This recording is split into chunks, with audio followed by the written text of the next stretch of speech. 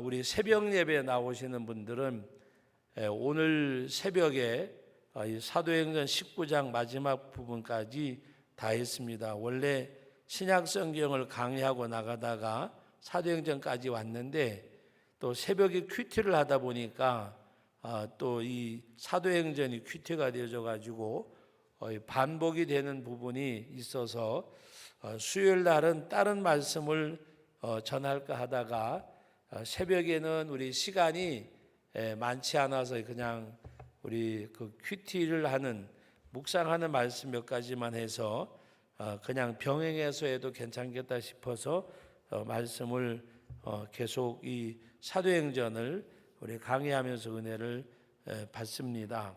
그래서 행여나 새벽에 또 이렇게 들은 말씀이 다시 들려줄 수도 있더라도 양해해 주시기를 부탁을 드립니다.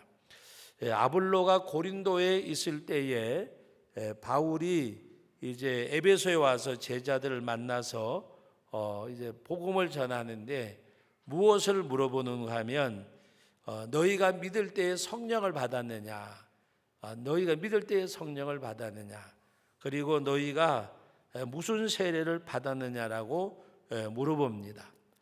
바울이 이것을 몰라서 물어본 것이 아니고 이들에게 그 예수 그리스도로 말미암아 이제 세례를 받고 성령을 받게 하는 그런 과정을 이루기 위한 그런 말씀입니다. 그럴 때 그들이 하는 말이 우리는 요한의 세례를 받았습니다. 요한의 세례는 뭔가 하면 요한이 예수님보다 6개월 먼저 세상에 와서 주님의 길을 예비하는 가운데 무엇을 말씀하는가? 회개하라, 천국이 가까웠느니라. 하나님의 나라, 회개 세례를, 회개 말씀을 선포하고 그가 회개 세례를 주었습니다. 그런데 바울 사도는 너희가 믿을 때 성령을 받았느냐? 그런 이들이 우리 성령에 대해서 듣지도 못하고 알지 못합니다. 그러니까 말씀을 가지고 이야기합니다.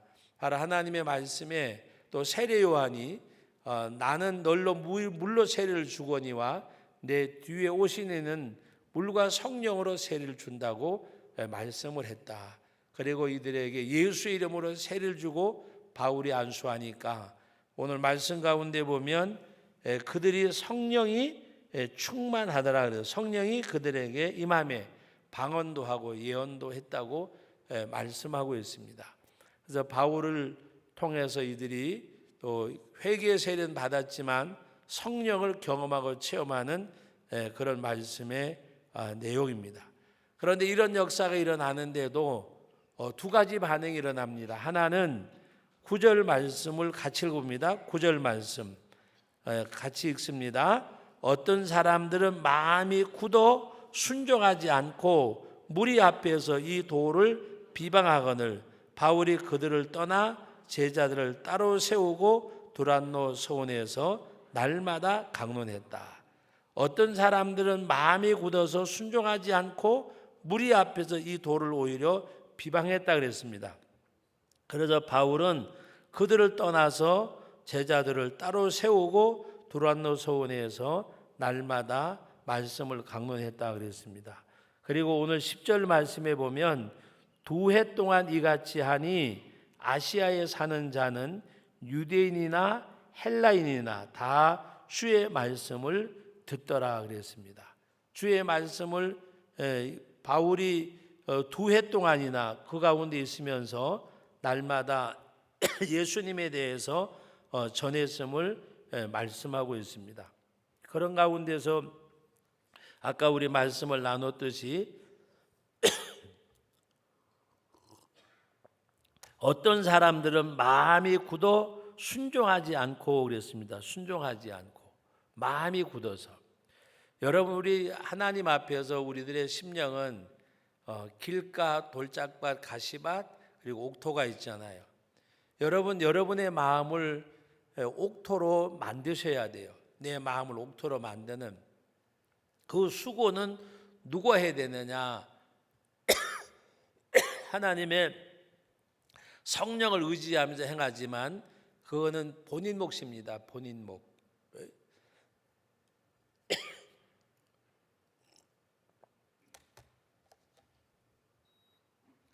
내가 하나님 앞에 행해야 될 본인 몫이라 그 말입니다. 여러분 길가 같은 마음, 돌짝밭 같은 마음, 가시밭 같은 마음을 성령의 보습으로 갈아엎어서 가시는 태우고 돌은 다 주워내고 그런 가운데서 내 마음을 옥토로 만들어야 돼요. 옥토로. 여러분 나이가 적다고 그래서 옥토고 나이가 많다고 해서 돌짝밭인가 길가인가 절대 안 그래요. 절대. 우리 교회도 이렇게 보면 아예 마음이 이 길가인 사람들이 있어요. 길가인 사람들이 말씀을 막 받을 때는 은혜를 다 받는 것 같아. 근데 나중에 새가 와서 그냥 주워 먹고 말해요. 내가 언제 은혜 받았던가. 여러분 스스로 한번 생각해 보세요. 나는 옛날 어르신 옛날에 그 부흥강사님들 그런 소리 냄비 신앙 막 끓다가 냄비를 불에 얹어도 막 끓잖아요. 근데 시된 냄비나 가마솥은 늦게 끓는 대신에 늦게 끓어도 오래 가잖아요. 이 냄비는 파라 끓다가 내놓으면 확 식어버리고. 그래서 냄비 같은 신앙이라는 말들을 많이 쓰셨어요. 여러분 오늘 우리가 길가는 뭔가 은혜를 받는 것 같지만 그러나 오히려 열매가 없는 그런 신앙생활. 그러나 나이가 아무리 많아도 옥토가 있어요. 옥토. 나이가 젊어도 옥토가 아닌 분이 있고 연세가 많아도 옥토이신 분들이 계세요. 우리 교회도 보면 연세가 결코 적지 않으신 어르신들 가운데 이래 보면 마음이 옥토와 같고 얼굴도 보면 연세가 많지만은 동안이요. 동안. 얼굴이 동안이에요. 뭐 얼굴이 여러분 생각에는 나이가 많이 보이고 적게 보이고 뭐 이런 거 가지고 말할지 모르지만 제가 말하는 얼굴의 동안이란 말은 하나님께로부터 받는 평안함이 있는 걸 말하는 거예요. 하나님이 주시는 평안함. 환경과는 전혀 상관이 없는 거. 우리 여기 살아계신 분을 가지고 이야기하면 그래서 돌아가신 분을 가지고 이야기하는데 우리 안옥순 권사님이 꽤 여기 병원에 계시다가 이렇게 돌아가셨어요. 근데 병원에 오래는 안 계셨지만 결코 또 적지 않은 시간이었어요. 그런데 제가 이렇게 가끔 가다가 바로 병원이 옆인데도 자주 못 갔어요. 어떨 적에는 뭐 2달, 어떤 석 달 가끔 가다 이렇게 가면 병상에서 본인 몸도 막 가누지 못하시는데 가면은 너무 반가워하고 그리고 얼굴 표정이 뭐 이 몸이 아파서 내가 거동을 못 하는데 이런 그런 마음이 전혀 없었어요. 그냥 이렇게 뭔가 마음이 굉장히 평안한 그리고 그분의 환경이 그렇게 평안을 가질 수 있는 환경이 아니었어요. 그 당시에 딸 하나는 감옥에 가고 그다음에 여러 가지 막 복잡한 일들이 있었어요. 그런 가운데서도 어떨 때 가면 저는 걱정이 돼서 권사님 몸도 아프신데 마음까지 그러면 목사님 괜찮아요. 그리고 오히려 제 손을 붙들고 염려 끼쳐드려서 너무너무 죄송하대. 목사님이 우리 가정을 생각하면 기뻐하고 즐거워하셔야 되는데 목사님 너무 심려를 끼쳐드려서 여러분 그리고 얼굴에 그 어떤 환경 때문에 쪄들어 가지고 내가 무슨 팔자에 막 그런 모습이 전혀 없어요. 하나님이 그리고 나는 죽으면 천국 가는데 뭔가 마음이 이 얼굴 속에서부터 얻어지는 평강이 있어요. 그리고 또 이렇게 재미나게 표현하는 것 중에 하나가 때로는 목사님이 보고 싶으면 제가 그 소리 들으니까 너무 마음이 좀 아팠었어요. 목사님이 보고 싶으면 창가에 가가지고 이렇게 내려다본데 8시 한 40분이나 50분 돼서 가갔으면 목사님이 9시쯤 되면 이제 조회하느라고 저 비전센터에서 나오잖아요. 그럼 횡단보도 걸어가는 걸 보면 괜히 기분이 좋대요. 제가 그 소리 듣고서는 조금 이렇게 그 소리 듣고 나서는 조금은 자주 갔어요. 억지로라도. 그런데 그걸 보면서 야 이거 정말 또 가서 이렇게 만나면 너무 어린아이 같은 그런 모습. 여러분 오늘 우리들의 마음이 정말 이 돌짝밭이나 길가나 가시밭이 되면 안 돼요. 나이하고는 상관이 없다니까요. 나이하고는. 예? 지금 우리 계신 분들 가운데 내가 이름은 거명 안 하지만 늘 언제나 예? 그냥 비가 오나 눈이 오나 새벽에도 늘 이렇게도 오시면서 얼굴 모습들을 보면 굉장히 평안하세요. 여러분 하나님이 주시는 평안이 뭘까? 여러분 그걸 아셔야 돼요. 세상에서 얻어지는 것들은 웃게 만들고 울게 만들고 아프게 만들고 괴롭게 해요. 예? 세상 것은 웃을 때 웃는 것 같지만 아프게 하고 힘들게 하고 그렇게 해요. 그러나 하나님이 주는 평강은 아픔 속에서도 낙이 있어요. 고통 속에서도 기쁨이 있어요. 슬픔 속에서도 위로가 있어요. 그게 하나님께로 받는 평강이에요. 어디서부터 오느냐? 성령이 내게 역사하실 때, 하나님의 영이. 그 하나님의 영이 역사하실 때에는 뭐냐? 내가 하나님의 성령이 역사하실 때에 거기에 순종하고 거기에 나 자신을 맡기는 거예요. 나를 맡기는 거. 그때 하나님이 주시는 평강이 있고 그 믿음으로 인해서 오히려 우리 믿음의 후손들이나 모든 범사에 하나님의 은혜가 함께 하세요. 여러분 오늘 말씀 가운데 보면 여기 똑같은 환경에서 말씀을 받는데 어떤 사람들은 마음이 굳어서 순종하지 않고 여기 어떤 사람들은 어떻게까지 해놓고 하면은 바울의 몸에서 손수건이나 앞치마를 가져다가 병든 사람에게 얹으며 그 병이 떠나가고 악기도 나가더라 그랬어요. 어떤 사람은 바울의 몸에서 손수건이나 앞치마까지 가져다가 하나님 앞에 행하는 가운데 믿음의 역사에 믿음의 역사. 그런데 하나님이 어떻게 해서 바울에게 이런 역사가 나타났느냐? 여러분 11절 말씀 같이 읽어봅니다. 11절 다 같이 읽습니다. 하나님이 바울의 손으로 놀라운 능력을 행하게 하시니 하나님께서 바울의 손으로 놀라운 능력을 행하게 하시니. 근데 바울이 가만히 있는데 하나님이 이렇게 하셨어요? 바울은요 말씀에 보면 정말 주님이 배고팠던 사람이에요. 배가 고파요. 돈가스가 먹고 싶어요. 삼겹살이 먹고 싶어요. 여름에 시원한 아이스크림이 먹고 싶어요. 그렇듯이 예수님이 먹고 싶은 사람. 정말 예수님 앞에 예수님을 고파했어요. 예수님을 고파했어요. 예수님을 고파한 사람이 바울이에요. 예수님을 고파했어요. 영적인 만족은요 예수님을 먹어야 돼요. 여러분 예수님을 먹으셔야 돼요. 나를 먹는 그 사람은 그랬잖아요. 요한복음 6장에서 예수님 말씀하실 때에 나를 먹는 그 사람은 내가 아버지로 말미암아 사는 것 같이 나로 말미암아 살리라. 내가 그를 마지막 날에 다시 살리리라 그랬어요. 나를 먹는 그 사람. 예수님을 먹으셔야 돼요. 예수님을 먹으셔야. 그런데 우리는 엉뚱한 거 먹어요. 엉뚱한 거. 돈 먹고 명예 먹고 권력 먹고 자식 먹고 나 먹고 나. 예?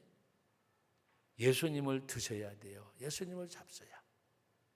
내 피를 먹는 사람, 내 살을 먹는 그 사람. 예수님 말씀하셨잖아요.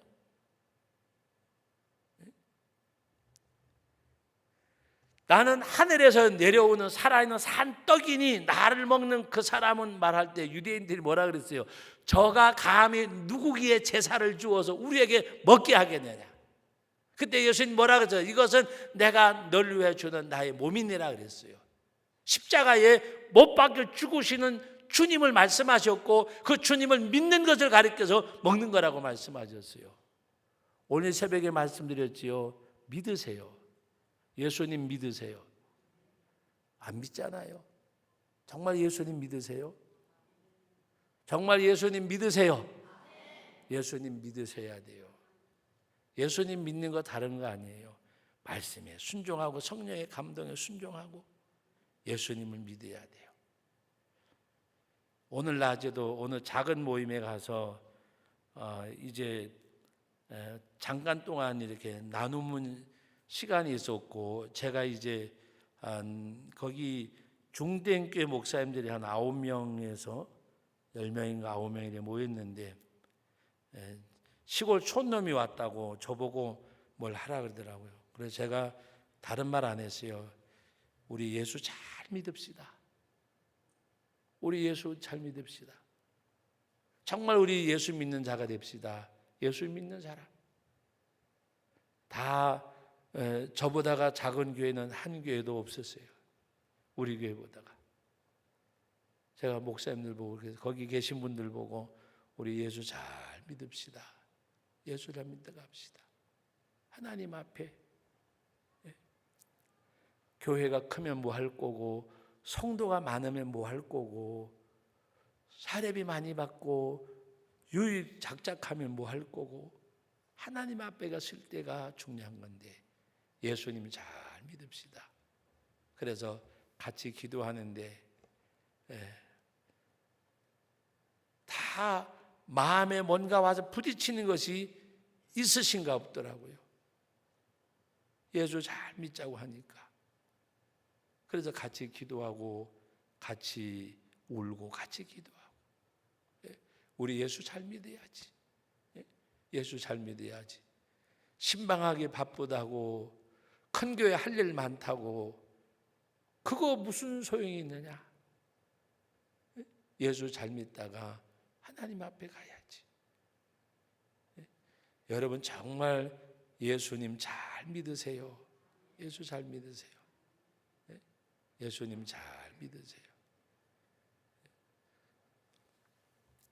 세상 떠나갈 때에는 남는 것 딱 하나밖에 없어요. 믿음으로 행한 거.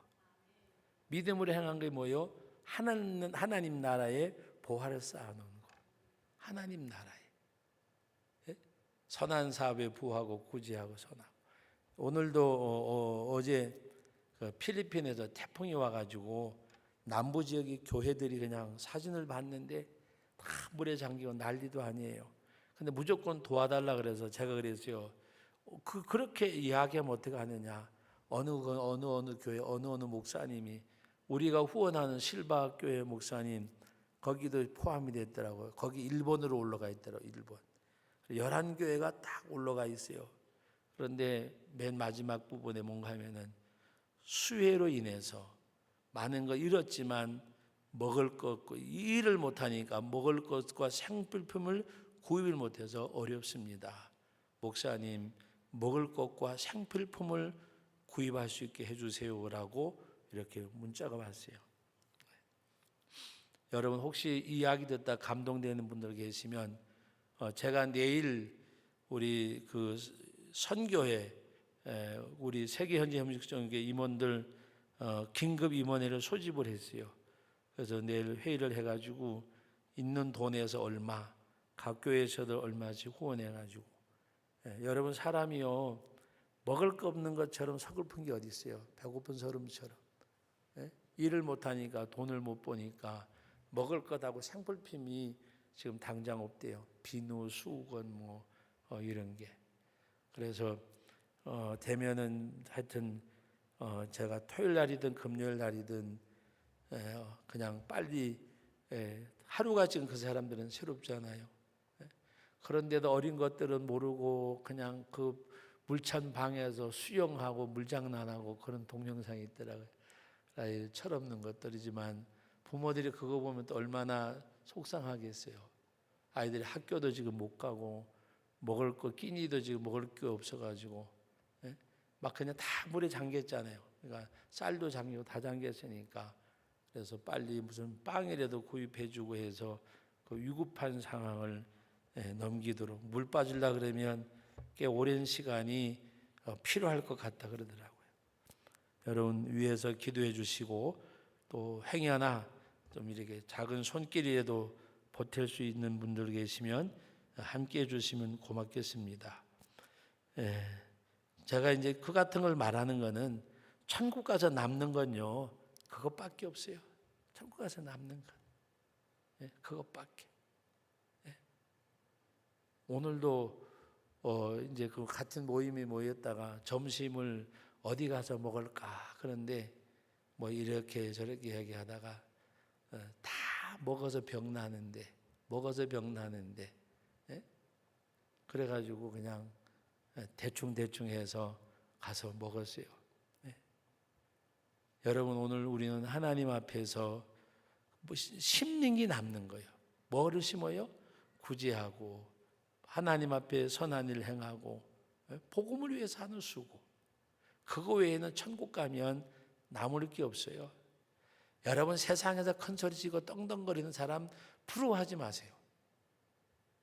우리 찬송가 있잖아요. 세상 사람 날 부러워 아니하여도 나도 세상 사람 부럽지 않네. 세상 사람 날 부러워 아니하여도 나도 세상 사람 부럽지 않네. 아무리 땅땅거리고 살아봐야 다 백년 안팎이요. 오늘 저희가 모임을 가졌던 데는 건대병원에서 운영하는 실버타운입니다. 저는 정말 놀랐어요. 청소도 다 해주고 뭐 밥도 다 해주고 밥도요 이 고급이요. 그리고 뭐 이 주차장도 아주 그냥 뭐 딱 호수별로 다 완비되어져 있고. 그런데 혼자 싱글은 한 달에 200만 원, 한 달에 200만 원. 부부는 뭐 370인가 뭐 300 얼마래요. 그리고 거기 뭐 이렇게 뭐 관리해주고 하는데 가난한 사람은 거기가 살지도 못하겠다. 그래서 제가 그 이야기를 했어요. 미국의 LA에 가면 아주 멋있는 실버타운이 있는데 거기는 자동차도 30km 이상 달리면 벌금을 물어야 되고, 그리고 병원서부터 없는 게 없는데, 그런데 놀라운 건 뭐냐? 거기 와서 3년만 있으면 다 병이 생긴다는 거예요.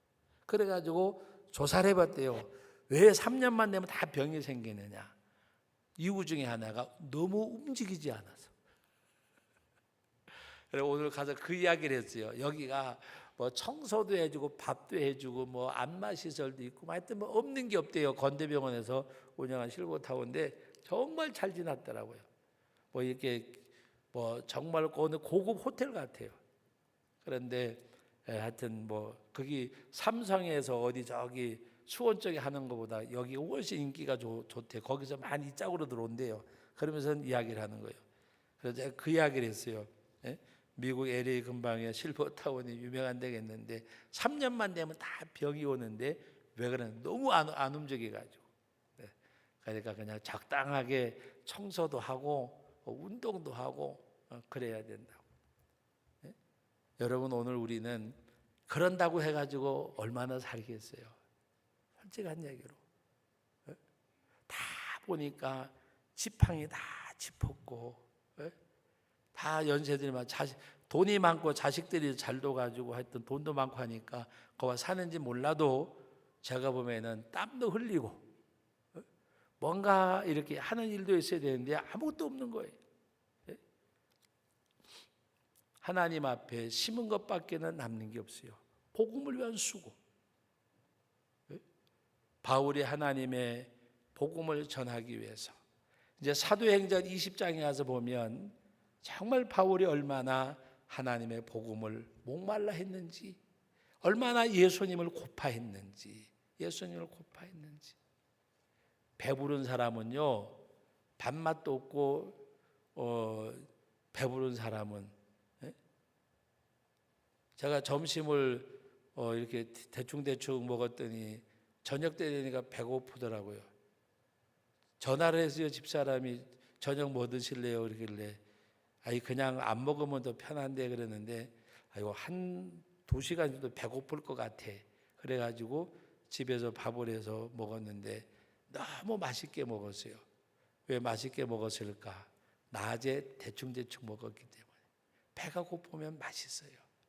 배가 고프면. 여러분, 예수님이 맛있는 사람이 돼야 돼요. 예수님을 먹고 싶고 예수님이 맛있는 사람이 돼야 돼요. 정말 주님을 먹고 싶은 사람. 주님 사랑해요. 주님 사랑해요. 온 마음과 온 정성 다해 주님 사랑해요. 그 주님을 사랑하는 사람. 보고 싶은 주님, 먹고 싶은 주님, 바로 그 주님을 고파하는 성도. 바울의 모습을 보면 하나님이 왜 오늘 여기 11절에 말씀할 때 하나님이 바울의 손으로 놀라운 능력을 행하게 하셨다. 왜 그랬을까? 바울은요, 하나님이 쓰실 수밖에 없는 사람이었어요. 하나님이. 저는 이 말씀을 준비하는 가운데 오늘 나에게, 여러분들에게 그런 생각이 들었어요. 하나님은 한없이 주시기를 원하시는데 받을 수 있는 그릇이 없어요. 받을 준비도 안 돼 있어요. 많은 사람들이 때로는 돈 하지만 그 돈 줬을 때 뭐 할 건가 물으면 뭐라고 이야기하겠어요?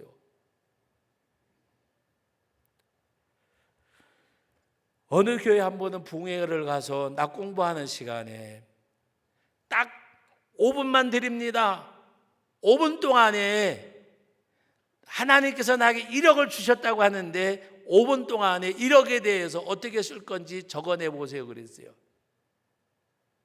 각양각색이었어요. 예?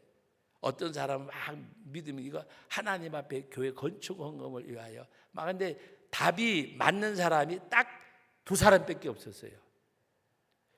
여러분 뭐 쓰라 그래 뭐를 쓰겠어요? 1억을 하나님이 주셔요. 5분 내에 이걸 기록하라 그러면 정답을 쓴 사람이 딱 2사람밖에 없었다니까. 뭐가 정답일까요? 1억이 생겼으면 첫 번에 뭐가 정답일까? 다 보면 뭐 교회 짓는 데다 헌금을 하고 뭐를 하고 막 다 믿음 있는 것처럼 다 썼는데, 예. 뭐를 해야 되느냐? 첫째 11조 1,000,000원 띄고 곧 쓴 사람이 2사람밖에 없더라니까. 11조 1,000,000원 띄고 한 사람이 2사람밖에 없었어요. 낮에 꽤 모였대요. 100한 몇십 명 모였는데 딱 2사람밖에 없었어요. 여러분 오늘 우리는 성별할 줄을 몰라요. 하나님 거 내 거. 우리가 하나님 앞에 물질도 성별하고 삶도 성별하고 성별해 드릴 수 있는 것이 되어져야 돼요. 그래서 다른 건 다 정답에서 빼고 2사람만 1,000,000원 11조 띄고, 그래서 다른 건 보지도 않고 이게 정답이라 그랬어요. 예? 여러분 구별할 수 없는 사람은요 아무리 많이 줘봐야 그건 하나님을 위해서 쓴다는 것은 입에 붙은 거지 실제는 아니에요. 여러분 한번 생각해 보세요. 내가 돈을 지금까지 쓰고 살았는데 하나님을 위해서 쓴 돈하고 나를 위해서 쓴 돈하고 어느 게 많으세요? 아이들 공부시키고 이런 거 이야기하는 게 아니에요. 자기 삶에 대해서, 나의 명예, 나의 어떤 유익 이런 거 위해서 쓴 것하고 하나님의 복음, 하나님의 나라, 하나님의 일, 여러분 그건요 심는 거예요. 그러나 내가 나를 위해서 써버린 것은 소비요, 허비요, 낭비요. 그거는 여러분 심는 게 얼마나 많이 심어졌어요. 그리고 우리는 하나님 앞에 뭔가 바라잖아요. 예? 여러분 바울은 하나님이 쓰실 수밖에 없는 바울이었어요. 왜? 주님을 고파했어요. 어떻게 하면 내 몸에서 그리스도 예수가 존귀케 되기를 원한다. 저는 바울의 여러 가지 고백 가운데서 가장 마음에 와 닿는 고백을 들으려고 그러면 갈라디아서 2장 20절이 아니라 바로 빌립보서 2장에 있는 말씀, 바로 내 몸에서 그리스도 예수가 존귀케 되기를 원한다는 그 말씀. 내가 살아도 주를 위해 살고 죽어도 주를 위해 죽나니 나는 사나 죽으나 죽을 위해 것이라 내 몸에서 그리스도 예수가 존귀케 되기를 원한다. 갈라디아 2장 20절에 내가 그리스도의 십자가에 못 박혔나니 이제는 내가 사는 것이 아니라 내 안에 그리스도 예수께서 사신 것이라 내가 이제 육체 가운데 사는 것은 나를 사랑하사 나를 위하여 자기 자를 버린 하나님의 아들을 믿는 믿음 안에 사는 것이라. 그것보다가도 그거는 어떻게 보면 구속사적인 고백이요. 그러나 진정한 바울의 삶의 고백은 내 몸에서 그리스도 예수가 존귀케 되기를 원하노라. 내 삶을 통해서 예수님이 존귀케 되기를 원하는 것. 주님을 통해서 내가 존귀함을 얻는 것이 아니라 주님이 나를 통해서 존귀하게 되어지는 것. 그래서 사도행전 20장에 가서 보면 미리 땡겨서 한 구절만 제가 말씀드리면 내가 주께 받은 사명, 이 복음을 전함에 있어서는 내 생명조차 조금도 아까운 것을 여기지 아니하노라. 하나님의 복음을 위해서 내 생명도 아끼지 아니한다 그랬어요. 다른 건 뭐 두말할 것도 없고. 근데 그 바울은 자기 몸에서 그리스도 예수가 존귀케 되기를 원한다. 여러분, 오늘 말씀에서 사람들이 바울의 몸에서 손수건을 갖다가 앞치마를 갖다가 덮으니까 병이 나고 악신이 떠나갔다 그랬어요. 이것을 보고 귀신을 쫓던 사람들이 흉내를 내는 거예요. 바울이 믿는 예수의 이름으로 그럴 때 이 귀신이 뭐라 그래요? 악신이, 악귀 들린 사람이 뭐라 그래요? 내가 바울도 알고 예수도 알고 바울도 알지만 너희는 누구냐? 그래서 그들을 눌러서 이겼다 그랬어요. 그때 많은 사람들이 두려워하고, 하나님의 역사가 어떻게 나타나느냐? 오늘 말씀 가운데 10절 말씀 다 같이 읽어봅니다. 19절 말씀, 19절 말씀 다 같이, 18절 말씀부터 읽습니다. 믿은 사람들이 많이 와서 자복하여 행한 일을 알리며 또 마술을 행하던 많은 사람이 그 책을 모아가지고 와서 모든 사람 앞에서 불사르니 그 책값을 계산한 즉 은 5만이나 되더라. 이와 같이 주의 말씀이 힘이 있어 흥왕하여 세력을 얻으니라. 믿은 사람들이 와서 자복하고 회개하고 마술을 행하던 자들이 그것을 다 불태워버리고 예수께로 돌아오는 역사. 이게 복음의 역사예요. 복음의 역사. 이 역사의 주인공이 누구요? 하나님의 도구로 쓰임받는 사람. 하나님 앞에. 사랑하는 우리 성도 여러분, 말씀을 맺습니다. 정말 하나님 앞에 이 성령의 역사, 여러분들이 하나님의 영으로 인도함을 받으셔야 돼요. 하나님의 영의 충만함이 임해야 돼요. 그래서 하나님께서 바울을 통해서 일하시듯이 여러분 오늘 저녁에 한번 이 시간 우리 통성을 한번 기도할 때, 하나님 나를 통해서 하나님 나를 써주옵소서. 그런데 하나님이 쓸 수 있도록 여러분들이 드려져야 되잖아요. 드려져야 되잖아요. 하나님 앞에 도구가 되어져야 돼요. 도구가. 여러분들에게 뭔가 이렇게 걸림돌스러운 얘기를 하려고 하는 것이 아니라 우리는 하나님을 도구로 생각하잖아요. 내가 하나님의 도구가 되겠다고 생각해 보신 적 있으세요? 하나님이 내가 필요로 할 때마다 공급자라고 생각하잖아요. 정말 불효자 같은 마음을 우리가 갖고 있잖아요. 불효자가 딴 게 불효자가 아니요, 부모가 눈 감을 때까지 부모를 쳐다보는 놈이 불효자예요. 안 그래요, 여러분? 부모의 손길을 쳐다보는 그 자식이 불효자예요. 효자는 지 삶을 살게 됐을 때에 부모를 쳐다보는 것이 아니라 부모를 섬기는 그 자식이, 그게 효자예요. 부모를 섬기는 거. 부모에게 손 내미는 삶, 부모를 섬기는 삶, 어느 자식이 좋으세요? 나는 손 내미는 자식보다 섬기는 자식이 좋잖아요. 그럼 나는 하나님 앞에 어떻게 살아야 될까? 손 내미는 자식이 아니라 하나님을 섬기는 자로, 하나님의 도구로 쓰임받기를 원하는 자. 하나님 저를 써주세요. 나를 온전히 드려줘야 돼요. 이사야 선지자가 하나님을 만나고 예수님 만나고 하나님 만나고 맨 처음에 한 고백이, 누가 우리를 위해서 일하러 갈고 할 때 내가 여기 있나이다, 나를 보내소서. 그게 바로 이사야 선지자의 고백이었어요.